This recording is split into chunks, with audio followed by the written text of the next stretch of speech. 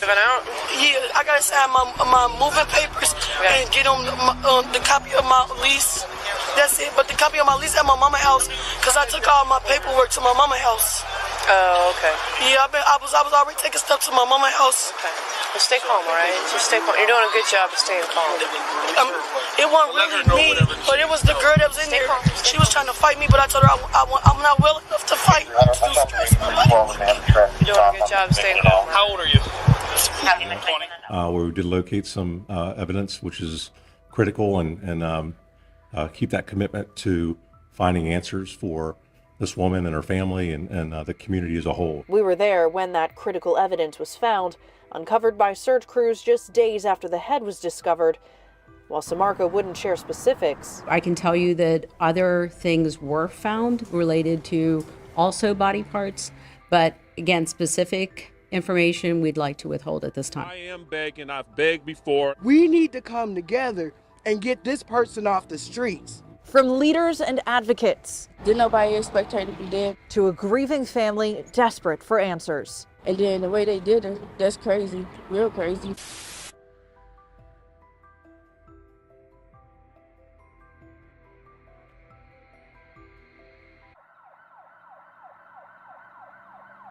"27-year-old Michaela Lucky was a beautiful, vibrant, and loving mother. Although she had her struggles with drugs, homelessness, and most recently, her mental health, she remained upbeat and positive, desperately determined to change her life around. Arrested. I got an ID on my purse. That's 204. That's the report. My name is Michaela Lucky. Miss Lucky. Okay, stay calm for me for a minute, okay? Let us try to figure it out, see what's going on, okay? Just stay calm, okay? Okay, well, I'm just telling y'all, I was about to break my lease on Monday to move because I was already stressing. I couldn't pay. I can't afford for my rent. Okay. And I can't stay down here. I'm from Lincoln Heights, to be honest. Okay. And so my mama told me to see if I could break my lease. I come break it Friday, so they told me to come to Monday. So on Monday, I was about to bag all my stuff of my house and break my lease on Monday and go back to my mama's house. You were? Yes, ma'am. So who is that? Is it her house here, or what is it? That's my sister. It's your sister? Well, y'all can basically, to y'all, it's still my house. But to me, it's not my house. Because I threw everything out of it, and I was moving out of it. And my mama was coming down here to help us take some more stuff out. So what's going on with your sister today? I guess she mad because she feel like the other girl came down here because she wanted that speaker. I told her, like, if you come down here and get that speaker, you're going to have to come get it yourself because I don't feel like walking because I'm weak. My body's stressed. So another girl came down to get the big girl in there. I kept trying to tell her I didn't want to talk, but I was yelling though because my voice gone. Okay, stay calm. I am calm, I'm calm. I was yelling because my voice gone. You can whisper, you can talk really calm. Oh, my bad. No worries. I was yelling because my voice gone. But as y'all can see, I'm stressful. Okay. My hair came out and everything. I just go home to my mama. All I gotta do is break my lease on Monday. How come you couldn't break it yesterday? Because Don't cry. Just stay calm, all right? The lady said I gotta sign some papers. The lady said I gotta sign some papers. Saying that you're moving out? Yeah, I gotta sign my moving papers and get them the copy of my lease. That's it. But the copy of my lease at my mama's house because I took all my paperwork to my mama's house. Oh, okay. Yeah, I was already taking stuff to my mama's house. Okay. Well, stay calm, all right? Just stay calm. You're doing a good job of staying calm. It wasn't really me, but it was the girl that was in there. She was trying to fight me, but I told her I'm not willing enough to fight. It's too stressful. You're doing a good job of staying calm. How old are you? 20. Michaela had an estranged relationship with her family, despite their many attempts to reach out to her. They hoped that eventually things would go back to how they used to be, and Michaela would start coming back around. On November 1st, 2023, Michaela was seen boarding a metro bus from Lincoln Heights en route to downtown. Sadly, Michaela would never be seen or heard from again. Just 5 days later, on November 6th, Cincinnati police will be called to a wooded area in the North Fairmont area after receiving a frantic 911 call. What initially appeared to a resident as a mere Halloween prop would shock investigators in the community to the core. But that wasn't the end of it. Just a couple months later, in January 2024, a second discovery would stop investigators dead in their tracks. The head does belong to the body that was discovered on November 6th. The Hamilton County coroner confirming suspicions Thursday, bringing the case of a dismembered body another step forward. But we still don't know who this lady is. So efforts continue to figure that out, and Dr. Lakshmi Samarko says some details have changed. With the discovery of a head earlier this month, also came teeth, and now a forensic odontologist is weighing in. We're increasing the age group that we're looking for to from late 20s, early 30s to maybe early 50s, although I still feel like she's probably on the younger end of that age range. Though other details remain the same. The torso found in North Fairmount last November is that of a black woman, just over 5 feet, no scars, tattoos, or birthmarks, and she was pregnant within the last few years. Her body was in pretty good condition. She seemed like somebody who had been taking care of herself. I couldn't speak to homelessness or anything else, but as far as the physical condition of the body, we felt that she was in very good condition. The woman's head was found several blocks north of where her body was left. The dismembered body will ultimately be identified as that of missing 25-year-old Michaela Lucky. The Hamilton County Coroner's Office revealed that Michaela, who lived in Cincinnati and frequented the West End, was recognized after a coincidental turn of events. After seeing a police Facebook post in February of 2024, a family member of Michaela's became suspicious and reached out to investigators, informing them of their missing loved one. The Ohio Bureau of Criminal Investigation had Michaela's DNA on file, though it was not yet logged into the forensics CODIS software. This intricate DNA process ultimately revealed a definitive match, leaving Michaela's family and friends with many unanswered questions. This community is now pleading to someone, anyone. Somebody out there has some information. Even if just a little, it could help lead them to a killer. 33 years as a Cincinnati police officer, and I have never seen anything of this magnitude happen to a citizen. It's been 5 months since investigators found her. 25-year-old Michaela Lucky, a young mother left in pieces in North Fairmount, nameless up until a few weeks ago. I haven't seen her in this area, and I live down in this area and work in this area, so I hadn't seen her in a few days, so I believed in my soul it was her. Siobhan Childs helped identify her cousin. She stood with another of Michaela's closest Thursday as those close to the case passed out flyers. And she grew up in the church, so she didn't start this coming out in the streets until she started having a mental illness. And that's when it all started, her coming out, just leaving the house and not coming home for days or weeks. For Verdi Lucky, losing touch with her niece was hard, but now knowing Michaela will never come back. It shouldn't have happened to her, and it shouldn't happen to anybody. The days ahead will be even harder. We just been praying and asking God to give us some closure. Family and friends gathered for a vigil on Baltimore Avenue, the exact location where Michaela's remains were first discovered. Michaela's family says she is more than just a victim. She was someone who was loved and who will be deeply missed. They are now fighting for justice, saying they want whoever is responsible behind bars. A heartbroken family desperate for justice for their loved one. She will deeply be missed today as we say goodbye to the physical form. Let us carry forward Michaela's essence closest to our hearts, forever in our hearts. The Lucky family. This was not only my big sister that this person took. This was my second mom. I told Michaela everything. I'm completely devastated by this news. I don't think I can ever recover for a very long time. Right now, Cincinnati police are trying to find Michaela Lucky's killer, urging the public to come forward with any information. That monster that did that, you're gonna get caught. You heard me? Justice. You gonna get caught, you monster. God allowed the justice to come forth. Allow the person to be caught. Allow the police, God, lead and guide them as they journey through this process to find this monstrous individual. Lucky is described by her family as a radiant soul who always brought joy to others. They say she often went by Kayla, KK, or Bubbles. I just want everybody to know that she is very loving. Michaela is very loving. And she is looking down on us and everybody love right now. Raised in his power, the weak become strong. The family held a memorial for Lucky in the area where her remains were found. They shared a lot of kind words about her and reflected on fond memories. We love you. Family and friends released butterflies, something they say Lucky loved, and balloons in her honor. They say pink, purple, and teal were her favorite colors. She was a symphony of laughter, a refuge to others in times of a storm, and a beacon of unwavering love. The haunting and mysterious nature of this crime certainly demands answers, as officials strive to hold someone accountable for what has been described as a heinous act. Although the exact cause of death remains a mystery, Michaela's family continues to hold on to hope that someday her killer will be found and the truth of what really happened to her revealed. The case remains ongoing.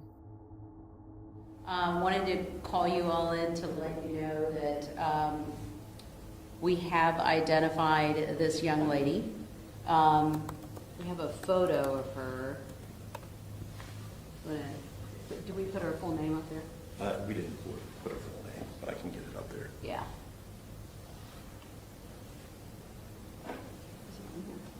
It's not. It's not all there. Michaela. She doesn't have a middle name on No. there. Okay. So, interestingly, when we put out all the press conference and all the press releases, we didn't really get much information. We had a few phone calls, but nothing that yielded anything. But Cincinnati PD put together a Facebook post that we put out as well, asking for help, and somebody saw that Facebook post and forwarded it to a family member of hers who lived out of state. And she contacted our office over the weekend, not this weekend, but a few weekends ago, and said that, you know, this might be her sister. And there were some Facebook pictures that we thought could possibly match with stature and so forth. So we went searching now that we had a possible name, and as it turned out, BCI had her DNA on file, and we were able to match the DNA to the body.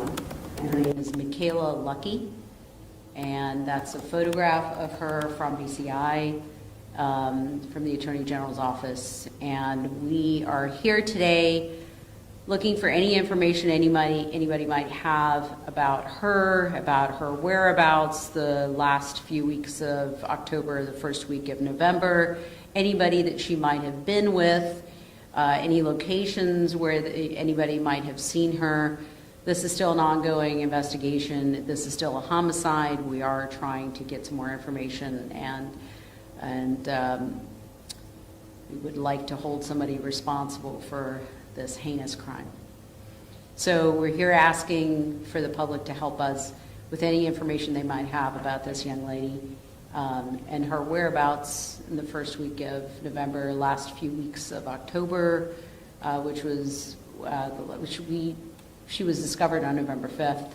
So anybody that has any information about who she might have been spending time with, or who she might have been seen with, where she might have been seen, so forth. Do we have a spelling on her name by chance? Last name is L-U-C-K-Y. I think her first name is M-I-M-A-K. I'm sorry? K-E-Y.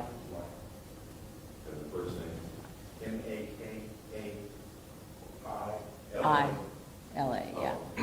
M-A-K-A-I-L-A, last name L-U-C-K-E-Y. When you say that person responded to the Facebook post, whenabouts was that? In February. Is there going to be any more search for additional body parts? Any more searches?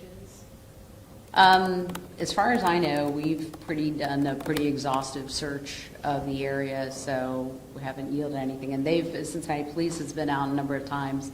Our Urban Search and Rescue have been out. FBI has been out. So we widened the search and still didn't discover anything else. So at this point, we got a DNA confirmation, and we know who she is, so now we're just trying to find who might have done this to her. What did you learn from her sister? Like, is Michaela from the area? Is she local? What did she say? She is local. She is from this area, and she's been somewhat estranged from her family. So I know there were questions before about how can somebody go missing and the family not know or the family not report it. It's because she had been estranged from her family. Can you talk, and maybe Captain Saunders, this is a question for you, just now that she's been identified, kind of how that's going to help with the investigation? Sure. Thanks, Doug. Steve Saunders, Captain with Cincinnati Police Department, Criminal Investigations Section. So to your question, this identity will help us determine relationships. We're just asking for the public's help and your help as media professionals to share with the community to say, if you knew Michaela, if you knew where she was frequenting, we know she was basically seen in the West End quite a bit of Cincinnati. That might be helpful. I know her name, she went by Kayla or Bubbles was a nickname. Anybody that is familiar with her, has seen her, when now seeing this picture and having the identity, that's just helpful. And if people are concerned about coming forward with information, we always encourage people to go through Crime Stoppers, 513-352-3040. It's completely anonymous. That's going to help people come to us with tips. If they want to call our homicide unit directly, they can call 513-352-3542. Ask to speak to Detective Green, Todd Green, or Detective Delisha Grisby. They're the leads on the case. They've done incredible work, just like the coroner's office and the FBI, and so many people have done the work to determine who she is, PCI as well, and confirm her identity. So, yeah, I mean, that's right now. This is a plea and a call to action to ask the public if someone knows her, has relationships with her, knows where she was in those last few weeks of October and beginning of November. We need you to come forward with that information. We want to find out who she was associated with, where she was last seen, who she was last seen with, and all this information is helpful for us in our investigation, but it is still an active investigation. We're pursuing that information. So, now, maybe this has already been answered, but where was she found and what remains were found? Oh yeah, she was found in South Fairmount off of Baltimore Avenue. What was found initially was the torso of Michaela's body, which was no heads, no arms, no legs. About a month later, her head was discovered. The skull was discovered in the same neighborhood, but I'd say a few, total distance, a few blocks away to quantify that. And that's how we were able to, again, the DNA is what led us to identifying her, but we were able to determine, at least locate the head associated with the torso.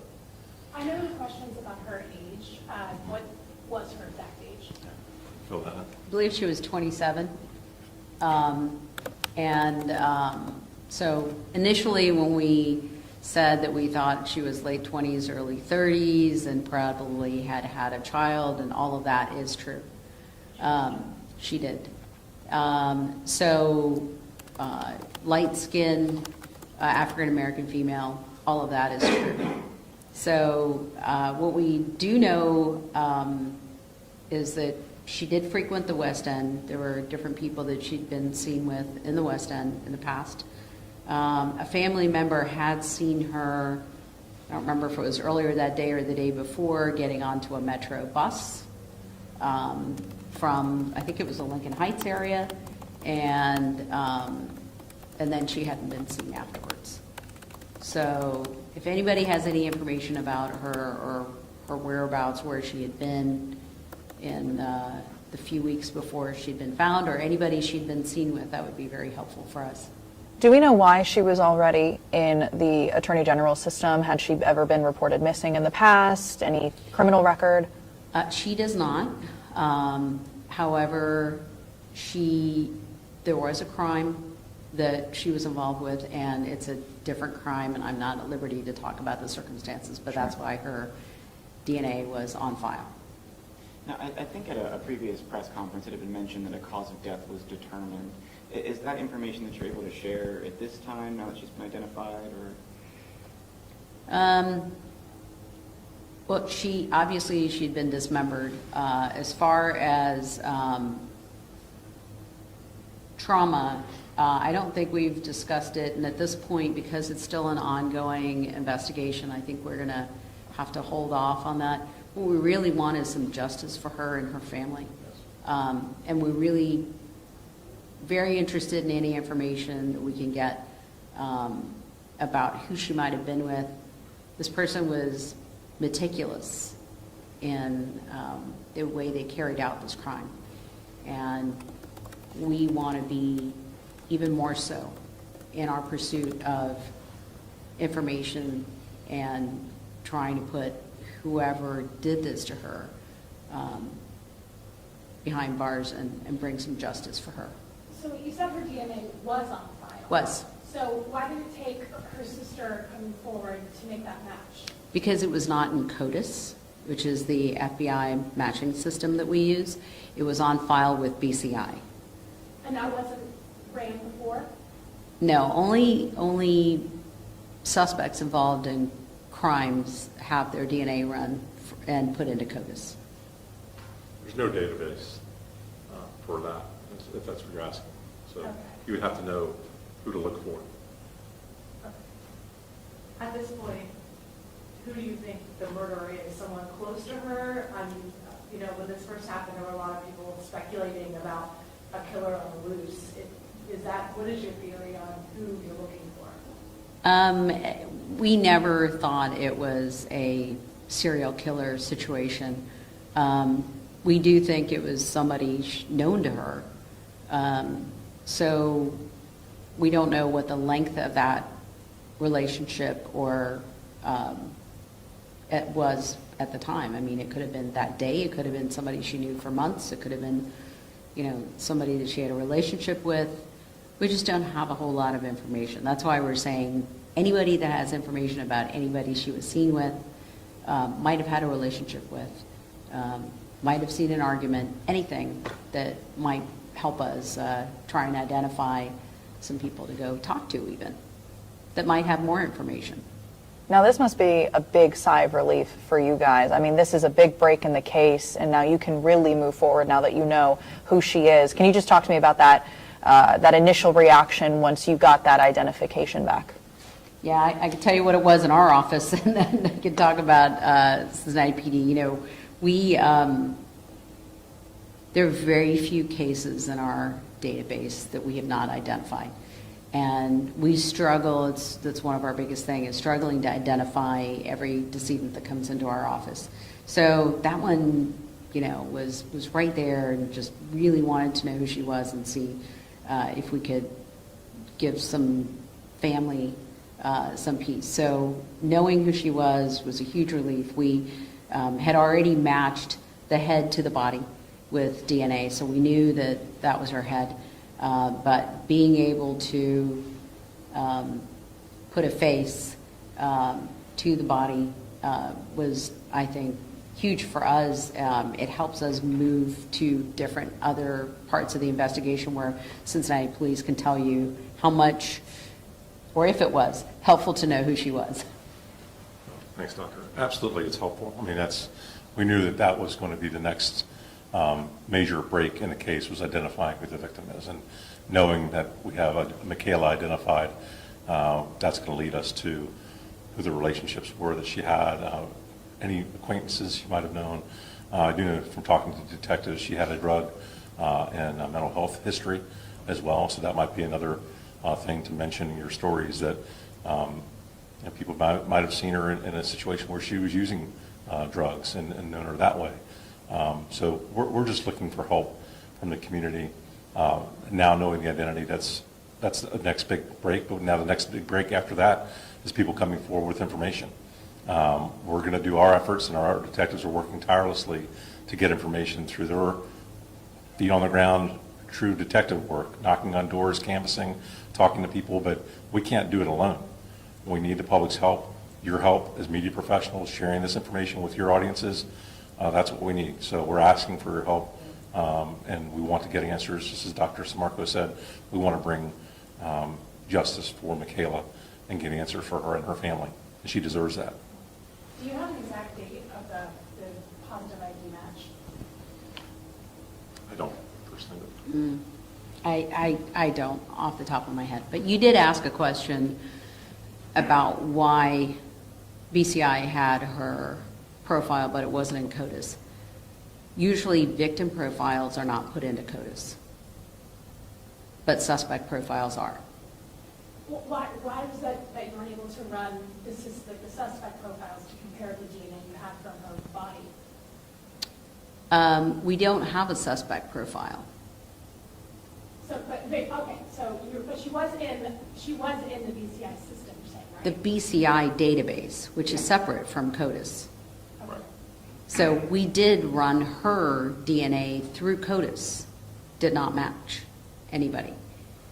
And we were not aware that BCI had her DNA profile in their database separately until a family member came forward. And of course, you wouldn't know to run it through their system because you didn't know who she was. Right. So then we asked BCI,